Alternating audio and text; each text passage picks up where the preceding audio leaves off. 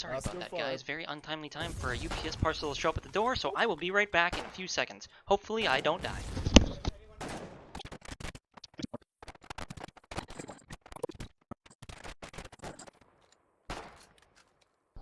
How the fuck am I still alive? It's for a coffee shipment. I don't even drink coffee.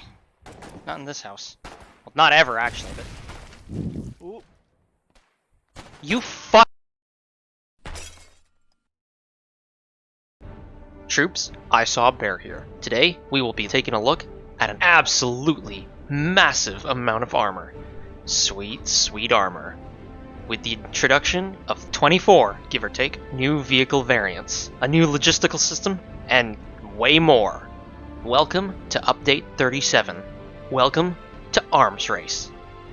Right out of the gate, we've got brand new Vehicle Systems 2.0, including new vehicle physics. These are more physically accurate driven models that allow for realistic handling of all vehicles, old and new, drifting, rolling stops, uphill and downhill forces, visual improvement, dirt trails, simulated inertia animations, and more.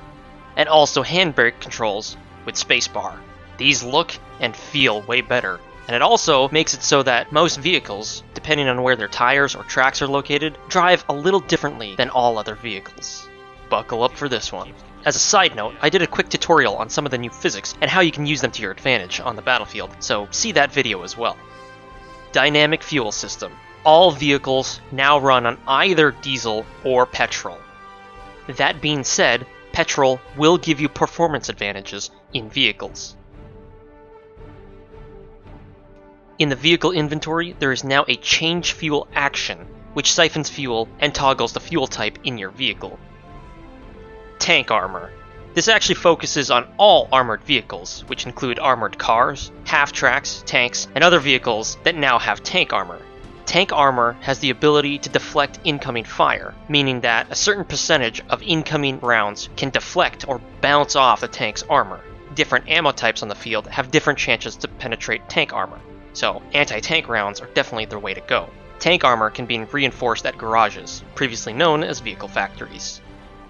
As a side note to that, any vehicle can be instantly repaired at garages/vehicle factories now, as long as the required resources to repair that vehicle are stowed in the factory itself.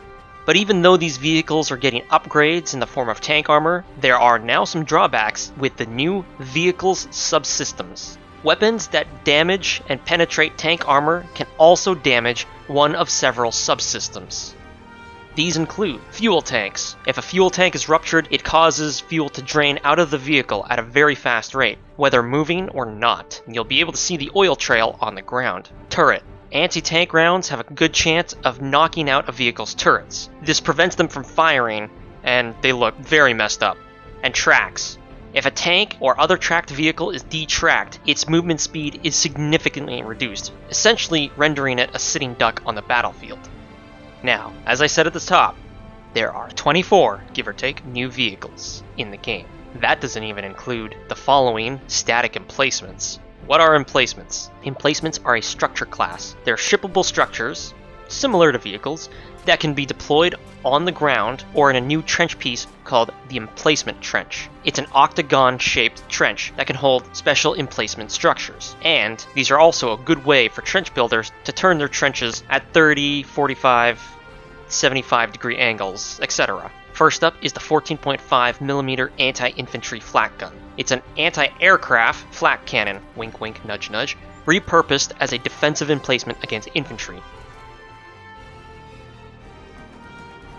The emplaced AT gun is a defensive emplacement against heavily armored vehicles. Both of these guns have a slow turning radius, but man can they shoot fast.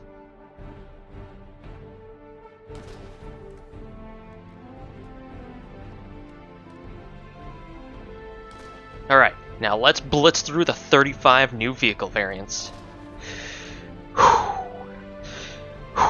Okay, here we go. Colonial vehicle variants. R9 Speartip Escort. This standard truck is fitted with a light machine gun in place of the passenger seat. It is well suited as an escort for convoys or lightly armored operations. R5 Atlas Hauler. This standard truck is fitted with a resource hopper in the back in place of the standard cargo hold. This holds a much greater capacity for resources at the expense of cargo space. The OOMS Stinger. The cab of this motorcycle is fitted with an LMG for fast response hit-and-run assaults. UV-05A Argonaut. This stripped-down light utility vehicle provides extra seating for a small crew to engage in hit-and-run tactics. UV-24 Icarus. This RPG-mounted light utility vehicle provides a heavy-duty weapon platform with superior speed, perfectly suited for assaulting enemy structures and vehicles or supporting an armored assault. AB-11 Doru. With its mounted machine gun, the Doru is the perfect addition to any shoreline assault. HHA Javelin. Designed for escort missions and to support infantry operations, the HHA Javelin half-track is an armored, versatile, all-terrain vehicle equipped with a mounted machine gun. The H8 Kraniska. The Kraniska light tank is fitted with an overpowered engine and a reinforced chassis, capable of boosting its top speed at the expense of overall acceleration and maneuverability. The AA-2 Battering Ram. The Battering Ram is a mobile anti-tank field gun, firing 68mm AP rounds. The T3 Xiphos. The Colonial armored cars are quick, well-rounded urban assault platforms. These anti-infantry vehicles are equipped with twin-barreled submachine guns. The HHB Hoplite. With reinforced armor at the expense of speed, the Hoplite is a formidable force in the heat of combat. The T12 Actaeon Tankette. This is a complete overhaul of the Tier 3 armored car, and is reinforced with tank armor. While these extra defenses lowers the T12's overall speed and handling, the addition of treads provide increased performance in less than ideal terrains. And lastly, the Lance 40 Halberd. The Halberd battle tank is reinforced with sandbags and metallic treads, increasing overall damage resistance.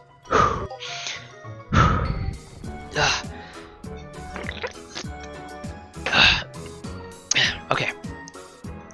Ward and vehicle variants. The Dunne Landrunner 12C. This standard truck is fitted with rugged off-road treads, allowing for more efficient movement on rough terrain and conditions at the expense of maximum speed. The Dunne Loadlugger 3C. This standard truck is fitted with a resource hopper in the place of standard cargo holds. It allows for much greater capacity for resources at the expense of cargo. The Drummond Spitfire 100D. This LMG-mounted light utility vehicle provides a heavy-duty weapon platform with superior speed, perfectly suited for supporting flanking infantry or an armored assault. The O'Brien V121 Highlander. Fitted with all-terrain treads, the Highlander brings significant all-terrain mobility and performance, especially in snowy and mountainous environments. The Niska Mk.II Blinder. Fitted with a heavy-duty anti-tank gun, the Blinder is capable of punching through all but the most tempered of alloys. The Flood Juggernaut Mk.IV. The Juggernaut is an even more armored Flood variant, with extra armor plating and reinforced treads. While it might be slow-moving, this beast is quite capable in extreme weather conditions, due to its shovel-like treads. Collins Cannon 68mm. The Collins Cannon is a mobile anti-tank field gun, firing 68mm armor-piercing rounds. The Devitt Ironhide Mk.IV. The Ironhide light tank is similar to the Mk.III, but is reinforced with plates of heavy steel at the expense of speed and maneuverability. The Flood Ascension Mk.V. The Ascension Mk.V Flood variant is fitted with a larger barrel and designed for long-range engagement. It will be able to outrange most tanks on the battlefield. The 74 C2 Ronan Meteora Gunship. The gunship replaces its machine gun with another identical 55mm artillery cannon on the bow. Perfect for shore bombardments.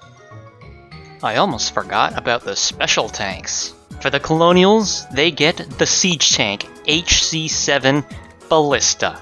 This vehicle is armed with a petard mortar, which is designed for taking down structures at a safe range. The tank requires a crew of 3 to operate. Just watch where those rounds fall. The Wardens have the assault tank, Silverhand Mk.IV. Think of this as a mix between the light tank and the battle tank. The vehicle is armed with 2 turrets, one of which is the front-facing anti-tank turret firing a 68mm shell, and the top gun is a standard light tank turret firing 40mm shells. This tank is designed to go one way, forward. To accompany all these new vehicles, there are 2 new ammo types. The 68mm anti-tank round. This is the most effective anti-tank shell that's available. And the 250mm shell, a shell that is launched over short distances by a spigot mortar.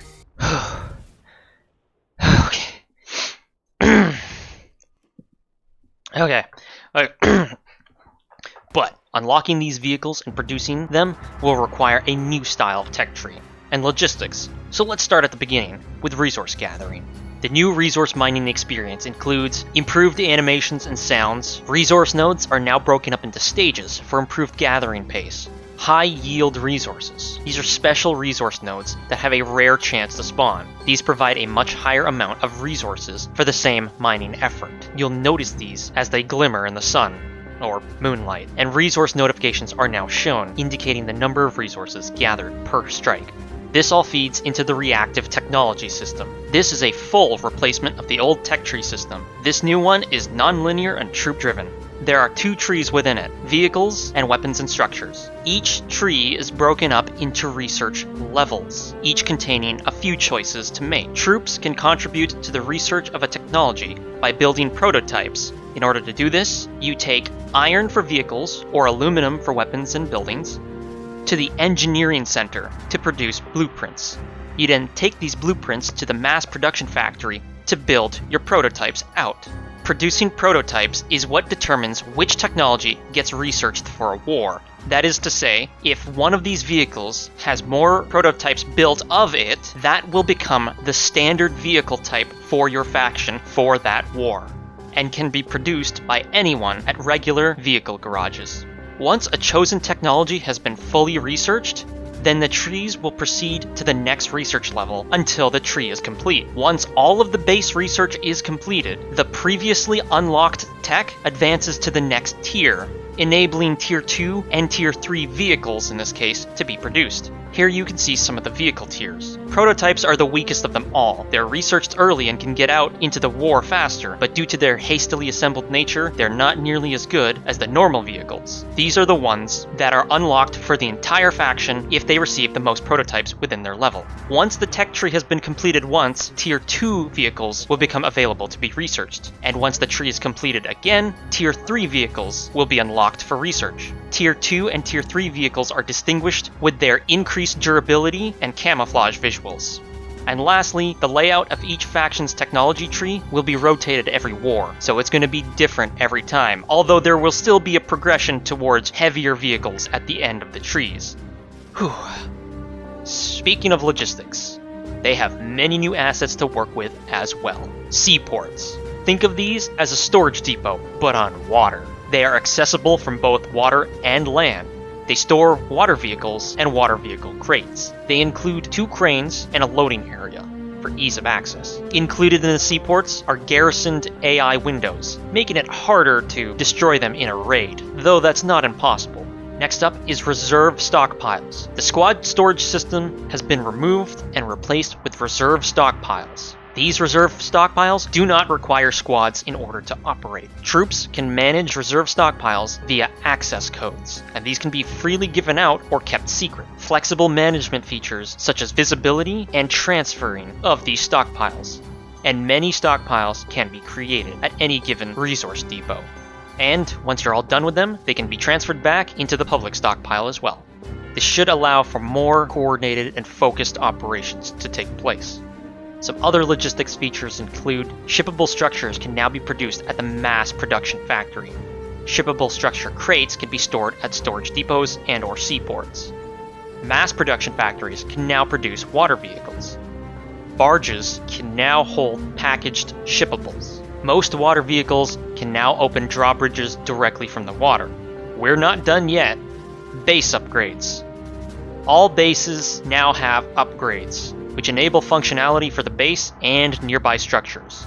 This replaces both facilities and infrastructure features from the past, unifying all bases, whether it be town halls, forward operating bases, or bunker bases, into a single, simpler, less grindy system.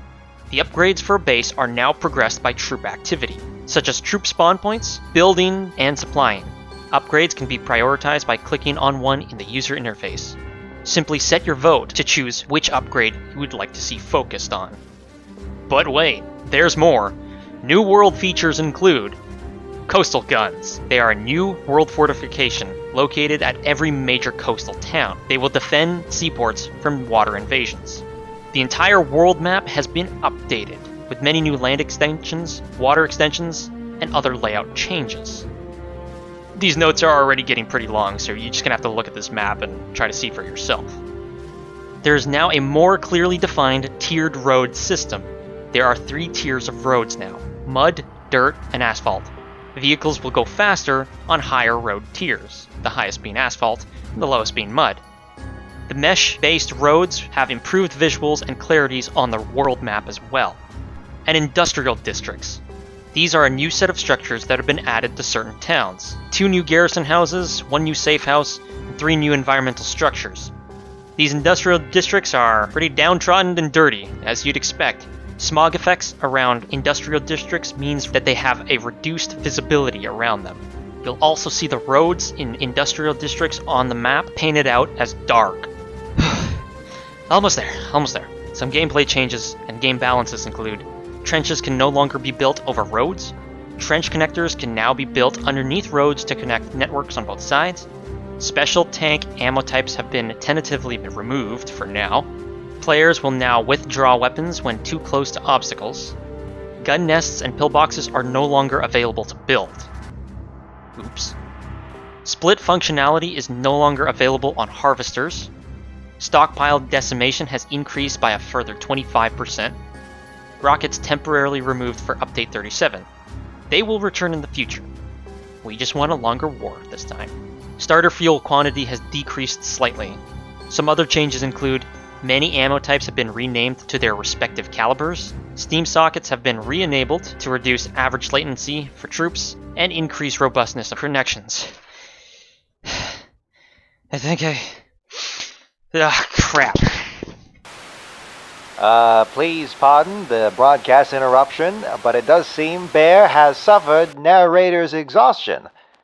But that's alright. Mari Sharp from the press corps here. I'll be taking over. Where was he? That's right. Updated character animations, field artillery character movements, static artillery character movements, rifle prone animations, machine gun crouched equip/unequip animation, and a crouched fall animation. There were some bug fixes along with this update, but Bears left those for the patch notes below. Thank you for watching this update video. If you liked what you saw, please like, subscribe, and share with every other trooper out there. This is valuable info to have in order to not run over friendlies on the roads. And as Bear says, good luck, keep your heads down, and stay in your foxholes. Press corps, out.